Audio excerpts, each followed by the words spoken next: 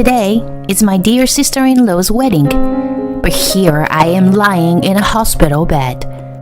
On the way to the venue, I got into a collision with a car that ran a red light. Why does this have to happen on such an important day?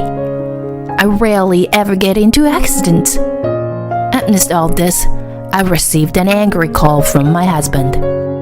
Where are you now? I had an accident, and I am at the hospital. What? It's my sister's big day. Do you understand that? I understand, but...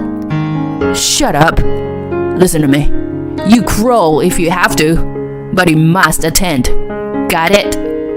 Yes. I told the doctor, who tried to stop me about the situation, and headed to the venue in a taxi in my battered state. When my husband noticed my presence, he criticized me in my hospital gown. What the heck are you wearing? Are you trying to ruin my sister's big day? You really are a loser. I'd just been thinking that maybe I shouldn't have come at all, when things unexpectedly took a turn. My name is Nora, and I am 33 years old. After graduating from technical school, I obtained a qualification as a wedding planner and now work for a bridal production company supporting weddings. I began to want to become a wedding planner in my high school years. When I attended my cousin's wedding, I was captivated by the beautiful atmosphere. Not only the bride and groom, but also all the other guests were able to smile. When I found out that there was a job that could create such an atmosphere, I began to want to work in that field. My long-cherished dream has come true, and I am now doing the job I have always wanted to do. There are people who have many meetings before the wedding, and there are those who leave everything to us.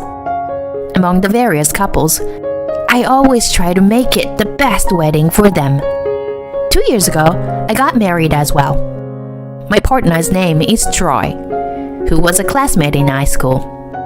We were in the same music club, but we didn't start dating back then. We reunited at a high school reunion a few years ago and developed a relationship that led to marriage. At first, after getting married, I was very happy to be living the life I wanted with the person I loved. However, now that 2 years have passed since their marriage, my true feelings have changed. I think that I should not have gotten married. This feeling started in the first year of our marriage. Although we had small arguments on a daily basis, there were times when we didn't talk to each other all day long. One day, I had to work overtime, which was unusual, and came home after 8 p.m. Before leaving the workplace, I checked my smartphone and saw that my husband had called me dozens of times. I called him back, but there was no sign of him answering. When I became anxious and hurried back home, there he was, lying on the sofa. I ran to him, worried, and called out to him, "Hey, Troy, are you okay?" Huh? What do you mean? Well, I saw a bunch of missed calls from you, so I thought something might have happened. What? Don't you know why I called you? My husband is staring at me in a bad mood, and eventually, he started fizzling out of frustration. I couldn't help but sense his irritation. I had no idea why my husband was so angry. Did I inadvertently do something to upset him? With that thought in mind, I asked him hastily, "Hey, did I do something? Did I do something to make you so angry?" Huh? It's because you came home late. You are a wife, but you prioritize your work over your husband? Troy? My voice trembled, involuntarily, as I saw my husband's demon-like expression. It was the first time I had ever seen him like this, so I didn't know how to respond. Ignoring my fear, my husband clicked his tongue intentionally and gave me a disdainful look, then spoke to me roughly as if he couldn't be bothered. Listen, you don't have enough awareness as a wife. I married a woman like you who's nothing special. You should be grateful to me. Troy, what are you talking about? We got married because we love each other. There is no way that's true. I only talked to you at the reunion because you had a better face than most. What? That's a lie, right? It doesn't matter. You ended up falling in love with me anyway. Well, I thought you were more capable of doing household chores. But that was a miscalculation. That's terrible. What do you think of me? I'm not your housekeeper. It sounds like my husband is giving a cold, menacing glare as I try to argue back with him. I was visibly shaking, and he seems to be looking down on me. Listen, you are in the position of someone who was married off. Therefore, you should be grateful to me. Got it? What? We're not an equal couple? That's just on the surface. I didn't really fall in love with you or anything like that. Then what's the point of being married? Let's get a divorce right now. Are you sure about that? Your parents were happy about this marriage, weren't they? Plus, you get along well with my family. Can you really just decide to get a divorce all of a sudden like this? As my husband uttered those words, my chest tightened with a strong grip. He was right. My parents were overjoyed with our marriage, and his parents also treated me like their own daughter. Even his sister adored me. Could I really make them all sad with my selfish feelings? I couldn't hurt the people who cared for me. My husband knew my kind-hearted nature well, and that was why he could make such a strong statement.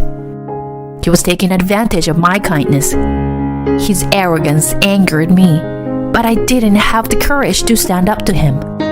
Since then, my husband treated me like a housekeeper. If I came home late, he complained. And if I wasn't prepared for meals or bath on his schedule, he would yell mercilessly. He even threw things at me when he was in a bad mood. Every time he did that, I poured out my thoughts and feelings into my diary. I wrote down what he did and said, and how I felt at the time. By recording these events in detail, I was able to calm my emotions. This kind of married life continued for 2 years. I had gotten used to it, but my heart was still worn down. One day, some happy news came to me. Marriage? I involuntarily asked back in a loud voice. The person on the phone was my husband's sister, Iris. Yes, I'm getting married. Iris happily told me over the phone. Oh, congratulations, Iris. I'm so happy for you. Thank you very much. And there's something I want to ask you, Nora. Something you want to ask me? I'll do anything I can for you. Actually, we haven't decided on a wedding venue or anything yet. So I really want to consult with you as a wedding planner. With me? Of course. I'll be glad to do it. Really? Thank you, sis. I love you. The next day, I started to carve out time for my beloved sister-in-law and began to plan her wedding. I knew well that there should be no difference in how I treated my clients, but I still wanted to provide the best wedding possible for Iris, who I cared about deeply. After about 5 months, the preparations for the wedding were completed without a hitch. I don't work at the wedding venue, so my job as a bridal production company ends here. But this time, I can attend the wedding ceremony that I supported as a relative. There's nothing more joyful than this. Making my sister-in-law's wedding the best it can be, and being able to attend it myself, has a significant meaning to me. On the day of the wedding ceremony, I had some business to attend to at work. so I was heading to the venue separately from my husband. After quickly finishing my work at the company, I headed straight to the venue. While looking at my watch and crossing the pedestrian crossing, a car came running towards me, ignoring the traffic signal, and collided with my body. With a dull sound of thud, my consciousness was lost. When I came to, I was lying on the hospital bed. My body was in pain, and bandages were wrapped around my arms and legs. That's right, I was in an accident at that time. Fortunately, I didn't seem to have broken any bones. However, there is a dull sensation in my right foot, and I cannot move it well. For now, I called the nurse and waited for her arrival. The nurse confirmed that I had awakened and called the doctor. You're Nora, right? Do you remember colliding with the car that ran a red light at the intersection? Yes, I do.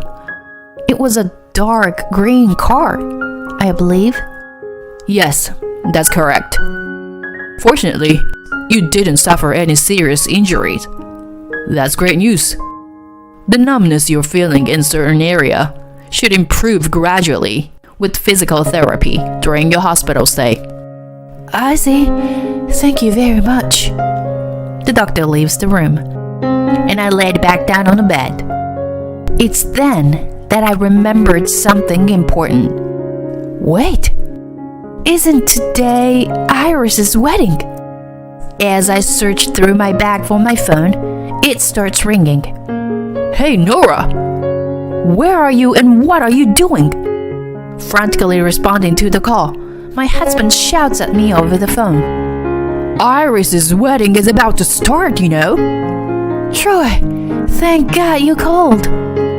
Honey, it's perfect timing. Actually, I got into an accident on my way to the wedding. What? An accident? Yeah, so I don't think I'll be able to make it today. My husband yelled at me, as if my words were a nuisance. His voice was piercingly loud. Don't you dare mess around. Today is my sister's big day. You know that, right? I know, but right now... What? Shut up. Listen, even if you have to crawl, you're gonna attend the ceremony. Got it? But... I realized that there was no point in explaining further, since he wouldn't listen anyway.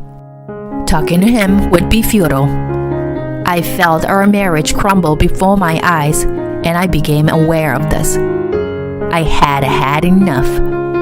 Normally, I wouldn't be able to attend the ceremony in my current state. However, I desperately wanted to be there for Iris's wedding. But if I did attend, would it mean we would continue in this deteriorating marriage? As I pondered this question, I slowly got out of bed, grabbing my bag, and left the hospital room. As I stumbled down the hallway, a nurse stopped me as expected. I explained the situation to my doctor and managed to hail a taxi in my battered state. 30 minutes later, I arrived at the wedding venue, and people began to stir at my appearance. That was when I finally realized that I had come to the ceremony in my hospital gown. However, there was no time to change now. I decided to quietly sit in a corner until the ceremony began. As I sat on my chair, thinking about this, I heard someone call my name. Nora! My husband runs towards me with a demonic expression on his face. He looks down at me and says coldly, What the heck are you wearing? Are you kidding me? I'm not kidding. I came here in a hurry from the hospital, so I ended up in this outfit. Don't talk back to me. Huh. Come on. It's supposed to be the big day for Iris. And you're ruining the mood with your ugly face. I'm sorry. Seriously. Listen, you are not allowed to say a word today. Just behave yourself. Got it? Oh, okay. As I nod, my husband looks down on me with a triumphant expression. I thought to myself that I would have been better not to come in the first place if it was going to be like this. That's when Iris, her face red, appeared. Hey, Troy, what was that just now? Troy notices her and asks, Oh, Iris, what's wrong? Are you ready? Never mind that. Just answer me. What was that conversation just now? Why is Nora in such a state here? Listen, she got into an accident on her way here. She's so clumsy. But don't worry, I made sure to bring her to the venue for you. Huh? An accident? Is it true, Nora? I slowly nod at my sister-in-law staring at me, and then her face turns red as if on fire, and she hits my husband with all her might. With a dry sound of a slap, my husband's head tilts. Troy holds his left cheek and snaps at Iris. Hey, Iris! What the hell are you doing? That's my word. What the hell is going on here? Why did you forcefully bring her here, even though she's in such state? Are you crazy or something? Wait a minute, Iris. I did it for your sake. How is this for my sake? My beloved sister is in such a terrible state. Did you think that I would be happy seeing her like this? Well, that's... My sister-in-law gives my husband a piercing glare, and Troy flinches at her intense gaze. I can't believe my own brother would do something like this. It's inhumane. Iris, you don't have to say it like that. What? I'm controlling my emotions here and being mindful of the situation. You are a scumbag. You're not even part of our family. You don't even have to come to the wedding. Why? I did it for your sake. My husband turned to me, tears welling up in his eyes, and desperately clung to me. Nora, please say something to her too. That I did it for Iris. Right, Nora? Come on. What? Why me? Isn't it obvious? If you hadn't gotten into an accident, we wouldn't have had to do this. My husband, instead of acknowledging his own mistakes, blamed me for getting into an accident. I took a deep breath and said to my husband, So, it's my fault that I got into an accident? That's what you think? I wanted to be here as soon as possible too. It's Iris's important wedding after all. I couldn't hold back my emotions. Despite that, instead of comforting me, you told me to crawl over here. What do you think I am? Some kind of joke? Well, that's... I don't need you to tell me. I care about Iris and wanted to participate in the wedding from the beginning. That's why I listened to your stupid demands and crawled my way over here. Calm down. It's a wedding today. We can talk later. Shut up. I can't forgive you for trampling all over someone's feelings like this on a day like today. I have no intention of continuing to be married to a person like you any longer. I'm not your maid. Do whatever you want by yourself. I said that and headed towards the exit. My sister-in-law Iris supported my back as if to comfort me. Hey, Nora, I'll take a lot of pictures of the wedding for you to see later. Iris, with tears in my eyes, my sister-in-law continued. Don't cry. I want you to see me at my happiest more than anyone else, okay? Yeah, thank you. I got back in a taxi and returned to the hospital. The attending doctor scolded me severely, and I ended up being hospitalized for several days. Later, I heard from Iris that my husband couldn't attend the wedding ceremony. Relatives who had overheard our conversation became furious and rained down insults on Troy. They even said that he wasn't a member of the family and he was kicked out of the venue. With encouragement from Iris, I decided to divorce my husband. The diary where I had written down his harassment turned out to be advantageous for the divorce. Although all of this happened after I was discharged from the hospital, I no longer wanted to give up on my life. I couldn't sacrifice my precious life for a man like him. I will be busy with the divorce process for a while, but I still believe I will eventually be happy and continue to fight for it.